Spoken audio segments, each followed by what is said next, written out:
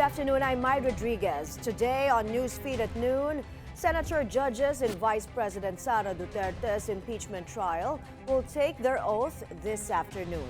President Bongbong Marcos says the trial will clearly cross over to the 20th Congress. The president also looking into corruption allegations against Immigration Chief Joel Anthony Viado, but he claims the process is complicated. Rising tensions in Los Angeles as hundreds of Marines and additional National Guard troops are mobilized. And a U.S. judge dismisses Justin Baldoni's $400 million defamation lawsuit against actress Blake Lively.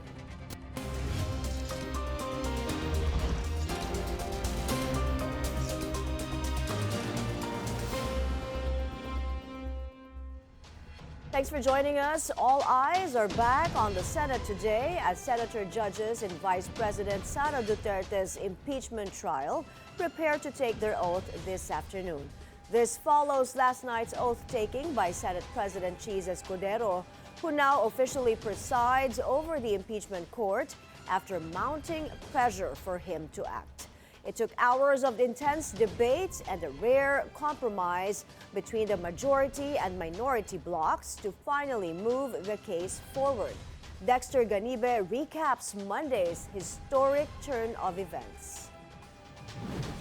The Senate minority failed to push for a vote on their motion, asking the chamber to finally convene as impeachment court for Vice President Sara Duterte's trial.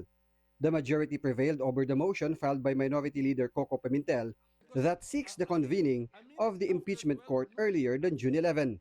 After more than an hour of caucus, the senators agreed that a new motion will be introduced.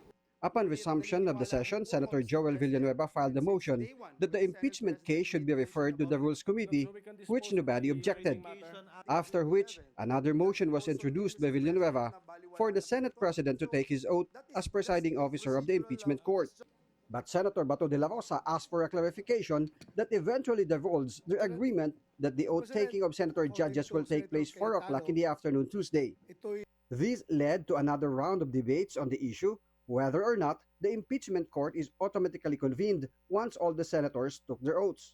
Is it correct to assume that though the Senate President takes his oath today, and as you said, the members will be taking their respective oath tomorrow, but the impeachment court is not yet convened? Yes, Mr. President, the distinguished gentleman from Davao and Bohol is correct. I think tomorrow, when we take our oath, we are convened as the impeachment court. So I don't know. That's my technical understanding. Na kayo po ay mag-oath. Hindi po ibig sabihin na tayo po ay naguhubad na ngayon ng sombrero ng pagiging legislative body kung di tayo po ay hindi pa rin korte. Gusto ko lamang pong linawin. Yeah, I just would like to be clarified, Mr. President. If it follows that after all the members of this body have taken their oath, it would automatically trigger the convening of the impeachment court. Therefore, I move that we make our oath on the 11th, Mr. President. Nagbigay na po ang minority dyan. Tinilad-tilad na po natin yung original motion na hindi muna mag-constitute as impeachment court ngayong araw, i-refer nga sa Committee on Rules gaya ng hiniling ng good gentleman from Camarines Norte and BARM, at ngayong gabi, yung presiding officer lamang manunumpa. Bukas, tayong lahat ng iba ay manunumpa. At yung unang aktual na araw ng trabaho ng trial court ay sa Miyerkules pa. So please, maging resonable naman po tayo at tumupad naman po sa mga kasunduan nung tayo ay ilang oras na nagbubuo ng kompromiso na handa na nating tanggapin dito. After an hour recess to sort out the issues, the motion that seeks the oath-taking of the Senate President was approved and the Senate Secretary administered the oath. I, Francis Cheese G. Escudero, solemnly swear Eventually, the Senate also approved the motion pushed by Villanueva that all senators will have their oath Tuesday afternoon. Villanueva also reiterated in his motion that after the oath-taking of the senators, the impeachment court is deemed constituted but not yet convened. Dexter Ganibe, Billionaire News Channel. Despite Monday's developments, the impeachment court is not yet deemed as convened. For more on this, Hannah T. joins us from the Senate. Hannah, is Senate President Cheese Escudero's oath or oath-taking simply symbolic? The oath-taking of Senate President Cheese Escudero goes beyond symbolism. It's actually a big step. That's how Senator Alan Peter Cayetano puts it. The impeachment court, once constituted or formed, can no longer be ignored. By this afternoon, all senators are expected to take their oaths as impeachment judges. And to Senator J.V. Ejercito, this shows the Senate is moving, not blocking the process. It took 4 months for the impeachment articles to be referred to the Senate Committee on Rules after these were turned over by the House in February 5. But here's where the divide begins. Senator Cayetano clarified the terms. Constitute means the court is formed. Convene means it has started work. So constitute meaning nabuo na. Convene means nag-umpisa na yung what's the right word for convene, di ba? Kumbaga sa korte, constitute meaning existing na yung court. But convene meaning nag-umpisa ka na.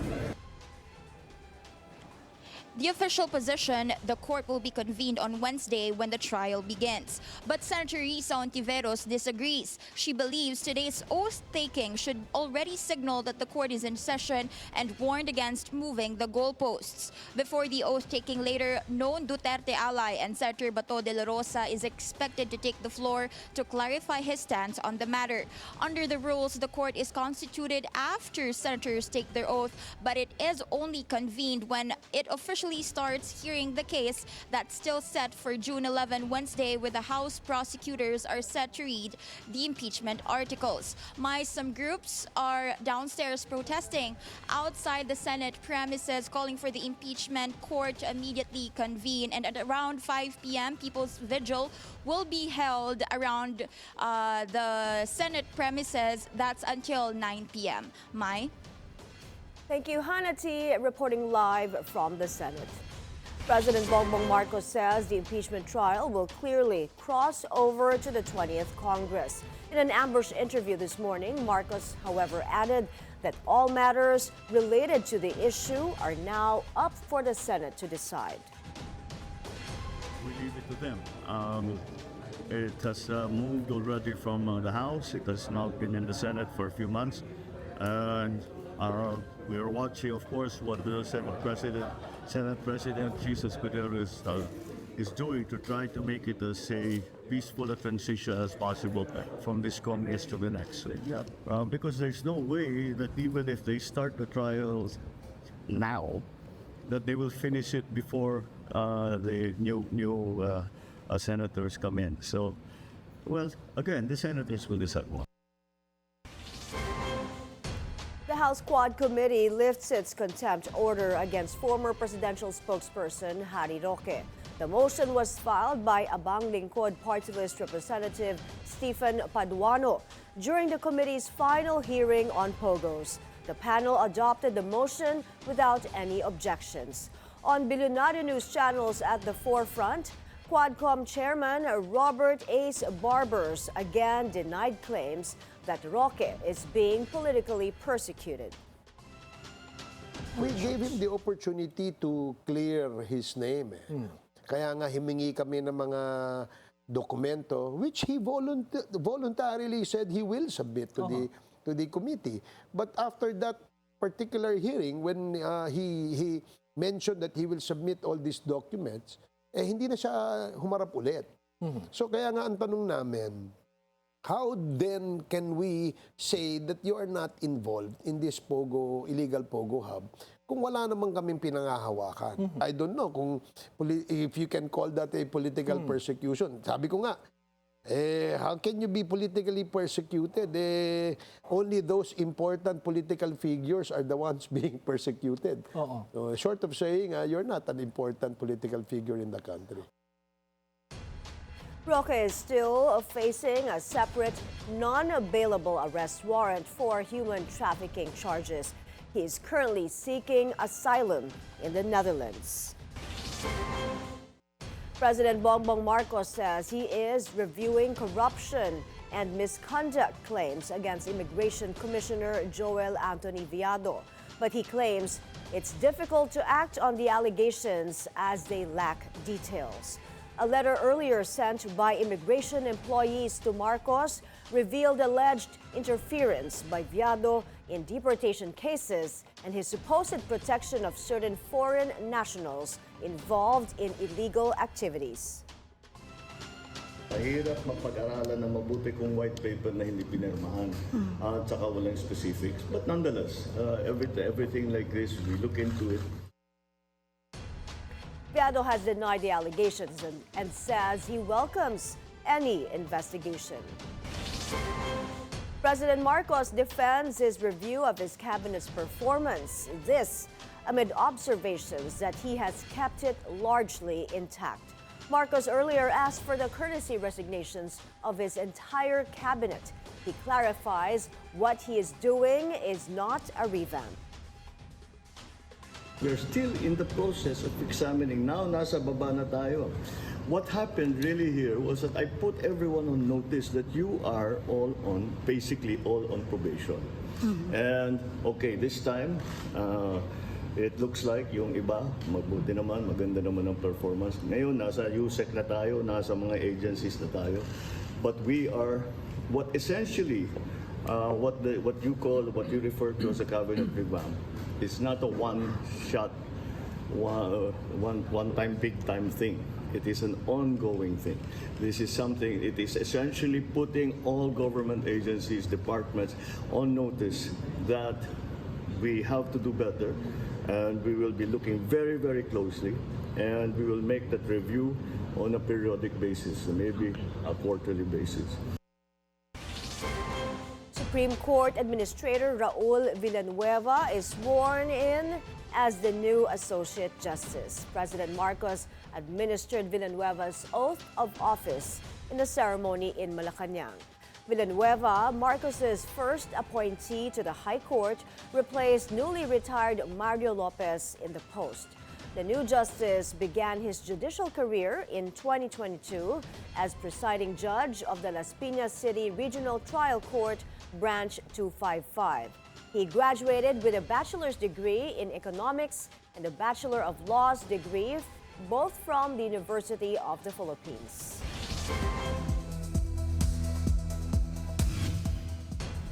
Send in the Marines. The Pentagon is deploying 700 Marines from Camp Pendleton to quell the protests against immigration raids in Los Angeles.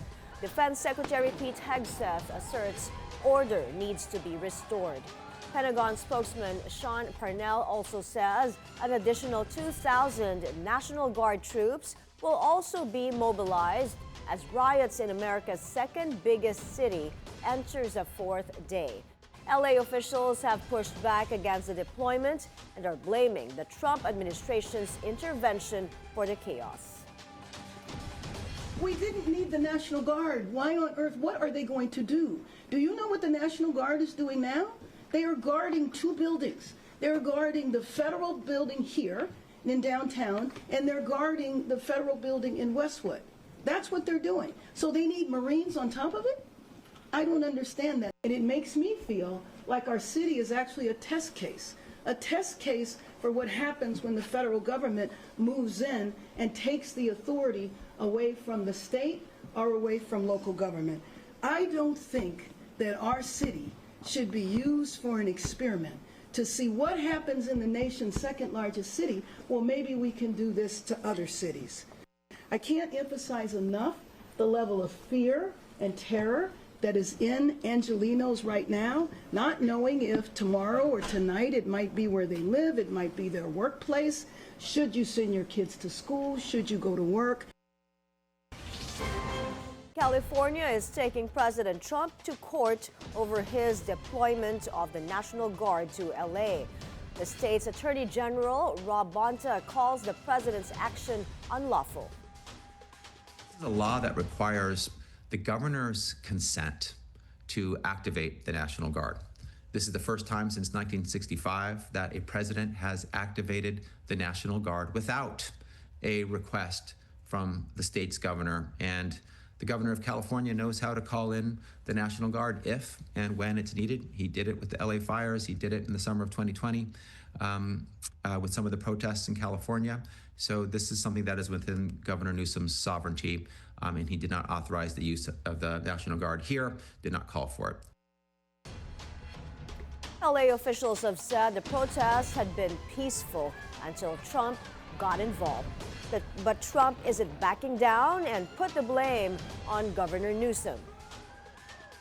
We have an incompetent governor, so I talked about governors, but I didn't talk about he's an incompetent governor. Look at the job he's doing in California. He's destroying one of our great states. And if I didn't get involved, if we didn't bring the Guard in, and we would bring more in if we needed it, because we have to make sure there's going to be law and order. Following an explosive public spat last week, the feud between President Trump and the world's richest man appears to have taken a softer tone. ALX, a conservative influencer, posted a clip of Trump wishing Elon Musk well. The Tesla CEO and SpaceX founder then responded to that post with a heart emoji. In Washington, Trump also announced he's keeping Musk's Starlink at the White House despite his breakup with a tech billionaire. Are you going to get rid of the Tesla and the Starlink service that you have here at the White House? No, I haven't heard that. I mean, I may move the Tesla around a little bit, but I don't think we'll be doing that with Starlink. It's a good service. On Elon Musk, do you plan to speak to him on the phone anytime soon? I haven't really thought about it, actually. I would imagine he wants to speak to me. I would think that. If I were him, I'd want to speak to me, and maybe he's already called. You'd have to ask him whether or not he's already called. But I'd have no problem with it. We're taking a break. Up ahead, Army rejoice as 2 more BTS members complete their mandatory military service. That and more when Newsfeed at Noon returns.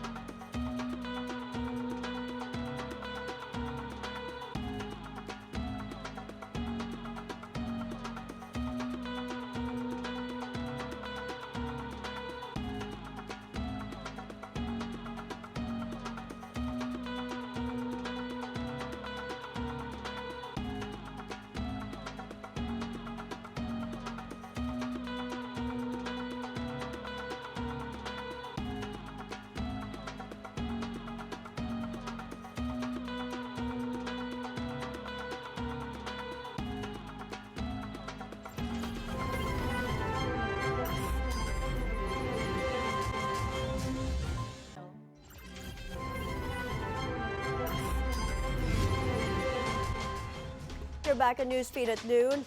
A legal victory for actress Blake Lively as a judge throws out actor Justin Baldoni's $400 million defamation lawsuit against her. The court ruled Lively's claims of sexual harassment were privileged, making Baldoni's defamation case invalid. The judge also threw out Baldoni's related $250 million lawsuit against the New York Times over an article that linked him to a Hollywood smear campaign. Lively's lawyers celebrated the ruling as a total victory as they called the lawsuit a sham. Lively had accused Baldoni of sexual harassment on the set of their 2024 film, It Ends With Us. A trial for her lawsuit is set for March of next year.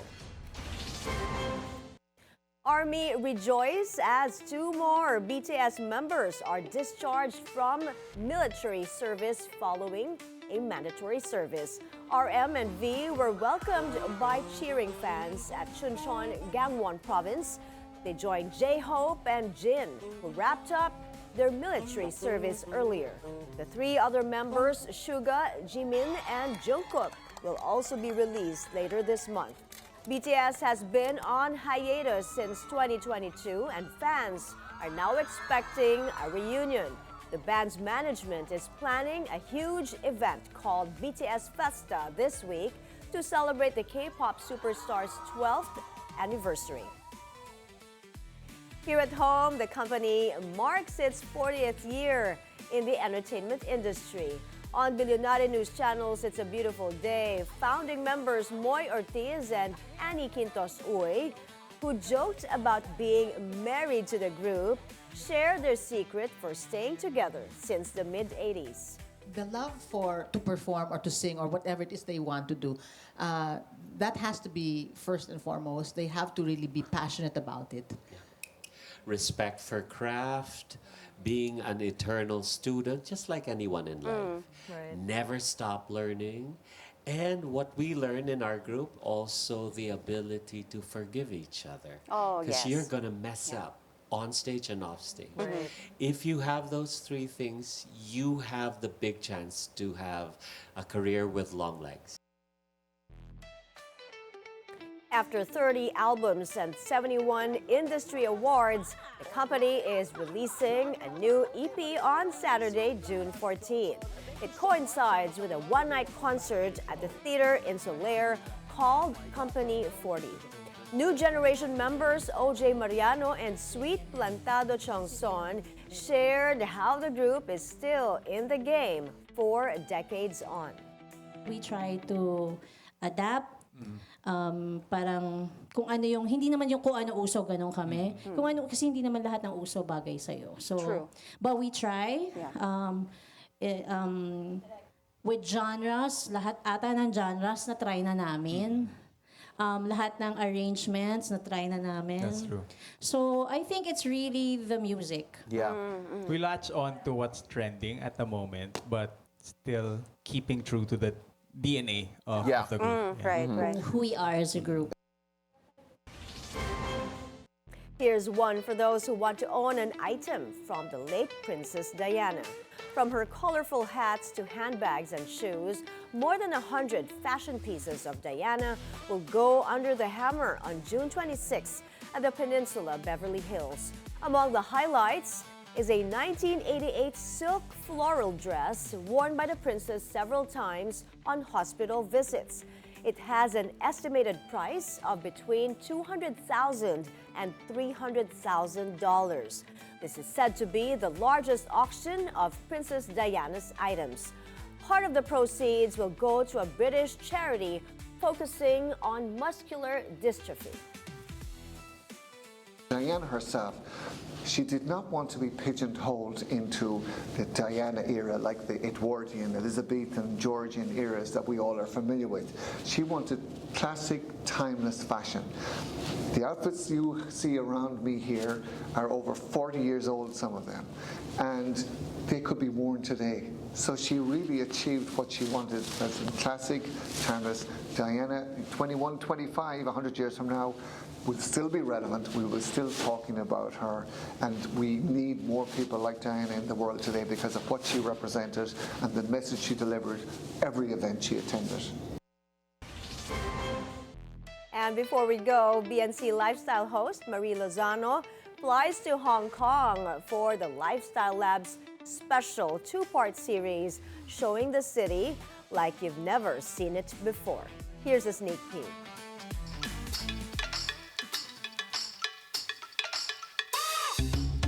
I've been to Hong Kong many times, but this time we're doing things differently.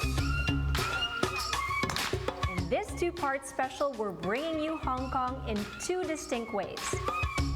like a perfectly prepared Peking dog. Half crispy, half tender. It's really delicious. Melts in your mouth.